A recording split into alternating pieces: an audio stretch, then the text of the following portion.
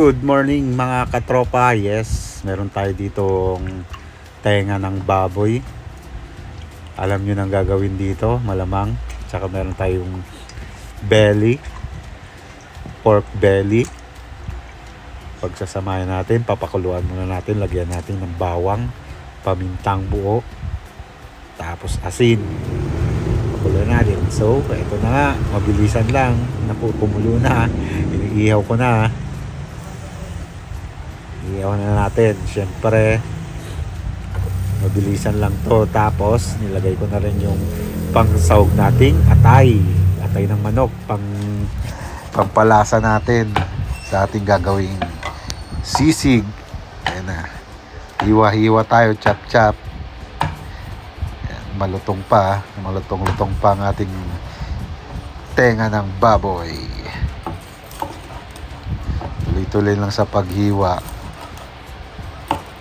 Actually, dalawa yung gagawin natin dito, sisig tsaka dinakdakan. Halos magkaparehong recipe lang, pero may pinagkaiba rin. Makikita nyo na lang mamaya pag gagawin ko na. Ito nga, tinatadtad ko na yung ating gagawing sisig. Magkaiba rin sila sa hiwa ng dinakdakan. Mas malalaki yung sa dinakdakan. Itong sa sisig, dapat pino yung ating pagkakahiwa. Yan ang original sisig, pino dapat. Tapos hahaluan na natin ng ating atay ng manok. Yan, secret ingredients. Hindi pala secret. Durug-durugin natin ang ating atay ng manok. Pampalasa to, masarap.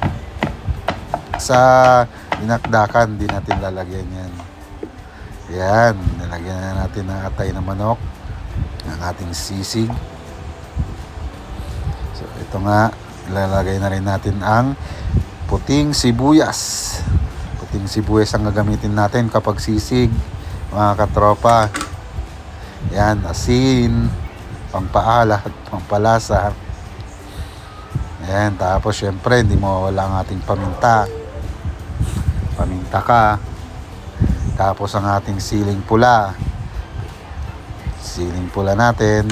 Pwede rin naman lagyan natin ng siling green. Depende na lang sa inyo kung anong gusto nyo. Yan na. Tapos ilagyan ko na rin ng suka. Suka na puti. Dato puti. Baka naman. Dato puti. Toyo rin. Syempre. Hindi mawawala. Pampakulay. Pandagdag alat. Pampalasa. Pampalasa. Yan na guys. Tuloy-tuloy lang, tapos halu-haluin natin ang ating ginagawang sisig. Pork chop nga pala yan, at saka, pork belly, tsaka ang ating taenga. Wala tayong nabiling pisngi, nagkaubusan. Tapos syempre, ang paboritong Maggi Magic Sarap. Baka naman, yeah. Tapos, kalamansi. Papatakan mo natin ang kalamansi. Unahin na natin itong sisig, mamaya na yung dinakdakan. Meron pa tayong gagawin dito sa sisig after nitong kalamansi. Halu-haluin ulit natin, tapos yan na nga, ready na ang ating sisig. Pero syempre, isisisling pa natin yan. Di pa tapos yan. Ito na, naglagay tayo ng butter sa sizzling plate, tapos lalagay natin ang ating natimplang sisig. Yan, para maging sisling siya. Sisling sisig. Napakasarap nito, pulutan. Pwede rin ulam. Siyempre, hindi na tayo umiinom eh. Ulam na lang. So, ayan na nga. Lalagyan din natin ng dagdag pampalasa, itlog. Dekorasyon din sa ating recipe. Ayan, para magandang tingnan. So, okay na nga. Ito na ang ating sisig. Nga pala, konti lang nilagay nating sili at baka hindi makakain yung mga bata. Bala na lang mamaya kung kakain na. Gagawa na lang akong sariling timpla ko para madaming sili.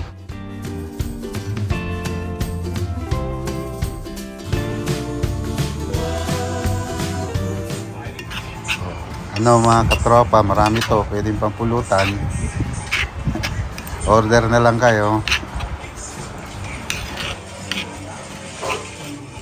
After nito, yung dinakdakan natin, gagawin ko na.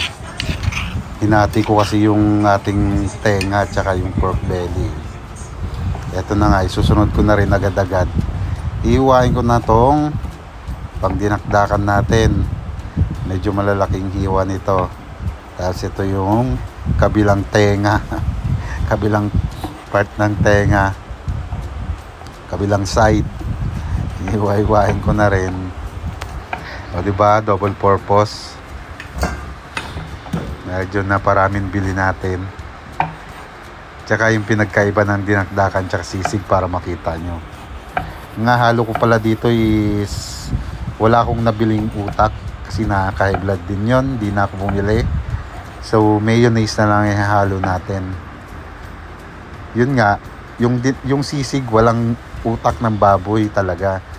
Wala ring mayonnaise. Dinakdakan yung may mayonnaise. So, ayan. Tapos, lalagyan natin tong sibuyas na pula.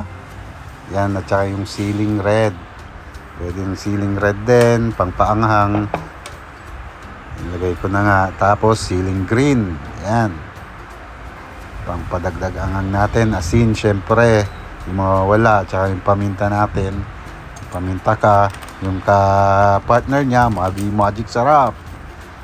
Baka naman, magic sarap. Always. At saka itong dato puti suka. Dato puti suka. Baka naman. Yeah. Lagi na lang. Tapos, ito, lalagay na naman tayo ng ating kalamansi. Yan, pangpalasa. Ang ating kalamansi. Ayos to, the best to. Solve na naman yung mga manginginom pag ganitong pulutan. Halu-haluin na naman natin, siyempre, para kumapit yung ating mga ricadong nilagay. Para mahalo siya sa ating karne. Tapos, etong dinakdakan nga pala, hindi na natin isisling. Okay na yung ganyan, halu-haluin lang natin. Tapos lalagyan natin itong mayonnaise natin. Itong mayonnaise natin sa bahay. Pampalaman nila, bahala na kung kanino to. Joke. Bahala na kung magkaubusan. Ito lang available eh. Yun nga, halo-haloin natin ng mayonnaise. Sarap nito. At may nakalimutan nga ako isang ricado. Ayan, luya. Nahuli ko na nilagay pero okay lang naman. Yung iba nagluluya, yung iba hindi na eh. Pero tayo lalagyan natin ng luya. Pampalasa din yan. So halo-haloin ulit natin. Sa sisig pwede rin naman maglagay ng luya. Depende na lang sa inyo kung gusto nyo. Bahala na kayo sa timpla nyo.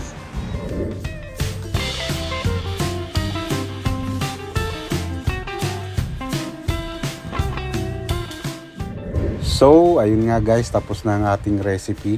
Kain na naman tayo. Kainan na naman mga katropa. Tara na, let's go!